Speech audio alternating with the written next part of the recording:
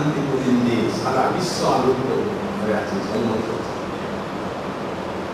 সেই গৌরকান্তি গোবিন্দের শ্যামকান্তিতে প্রবিষ্ট হচ্ছে, আর স্বামীর শ্যামকান্তি কান্তি রাধার গৌরকান্তিতে প্রবিষ্ট হচ্ছে। তখন এক জায়গায় আর শ্যাম সামনে আর রাধা গৌরাঙ্গী নেই, এই উভয় উজ্জ্বল ওর শ্যামলোচন চলাবি অমলই আত্ম বিলাসোৎসবই নিষ্পন্তি নয়ন যুগল ভাব বিলাসী শ্রুতি শ্রুতি। গোবিন্দ নয়নে আস্বাদন করছেন রাধামাধবী, আর রাধারানীও বিশাল একটা আস্বাদন করছেন শ্রী অনন্ত অসীম গোবিন্দ মাধব।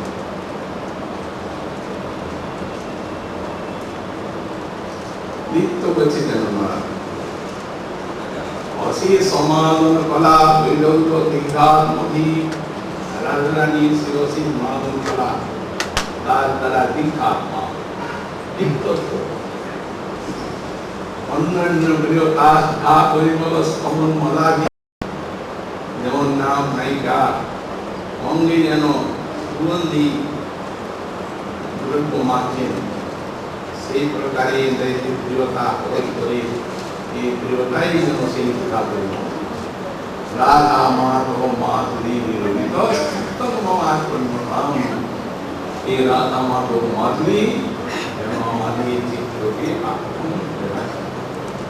এখানে আমাদের শ্রী বলছেন পুণ্যশ্রবণ কীর্তন।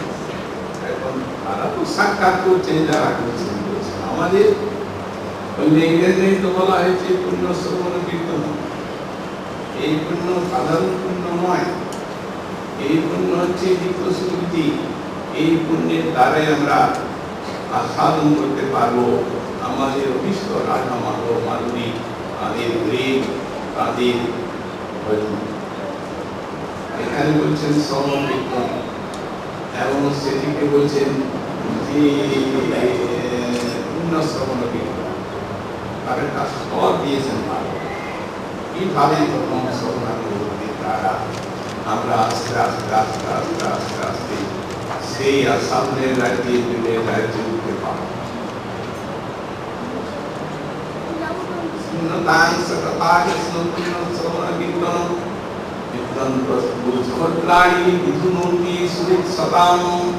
এই যে হরিকথা শুনলেন তো আজ বলে বলছেন সুরমণি, এটা সব কথা ভগবান বলছেন আমার কথা শোনার জন্য এসেছেরা।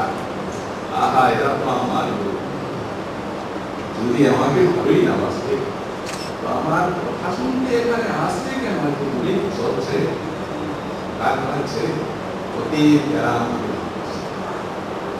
চিন্তাংশ কথা কৃষ্ণ ওখানেও পুণ্য শ্রবণ কীর্তনে, পুণ্য শ্রবণ কীর্তনের বাঁকা এখানে এই জায়গায় তো বাঁকা পাওয়া যায় না, বিভিন্ন ভাগবতের মধ্যে ছড়িয়েছি। কীর্তন অতএব এই কথারূপে আমি তার হৃদয়ে যাব, আমার প্রিয় আমি এর হৃদয়ে বসবো।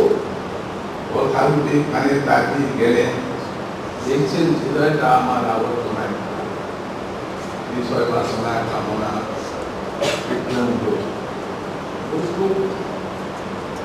এসেছি যখন প্রিয়জন আমার, তখন ফিরে যাবে। জগৎ প্রাণী ঝাড়ু দিতে আরম্ভ করবে, বিষয়ের কামনা বাসনাগুলোকে পূর্ব করতে যে শুধু বললেন আমাদের জন্য।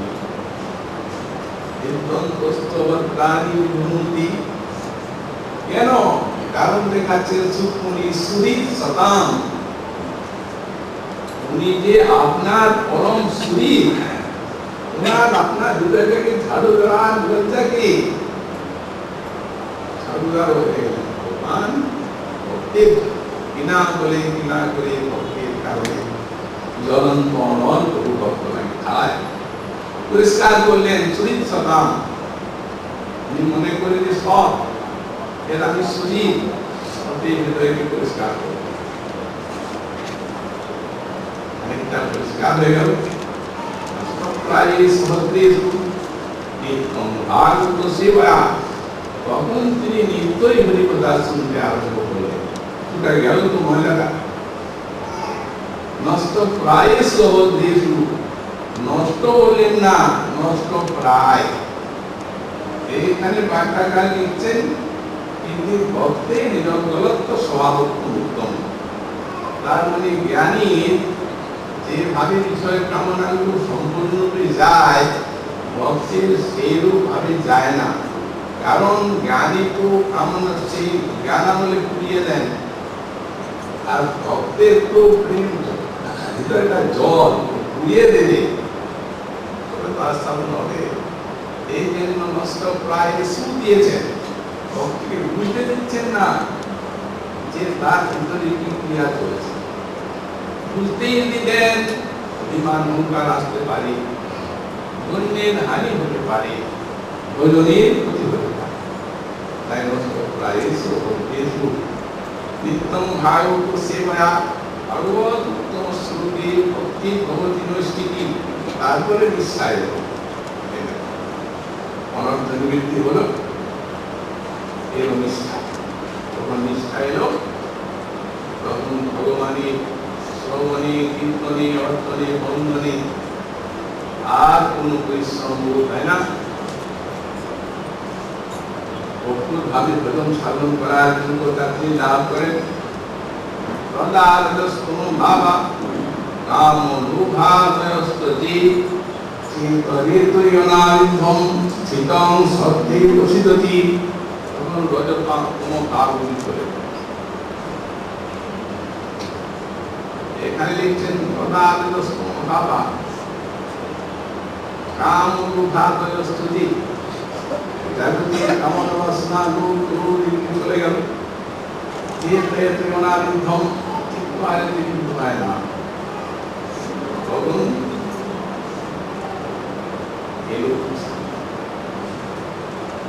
এইখানে পাঠ্যকার লিখছেন যে বুকে যদি একটা বান বিদ্ধ থাকে আর আপনাকে ভালো ভালো মিষ্টান্ন এনে দেয়, খেতে পারবেন? তো তেমনি কাম রজত তম এবং কাম লোভাদির দ্বারা যাদের হৃদয়ে বিদ্ধ হয়ে আছে, তাদেরকে অমৃতময়ী হরি কথা রুচি করতে নিষ্ঠার করে সেগুলো রুচি, তখন অমৃতের মতো সাধু মনে হতে লাগলো হরি কথা।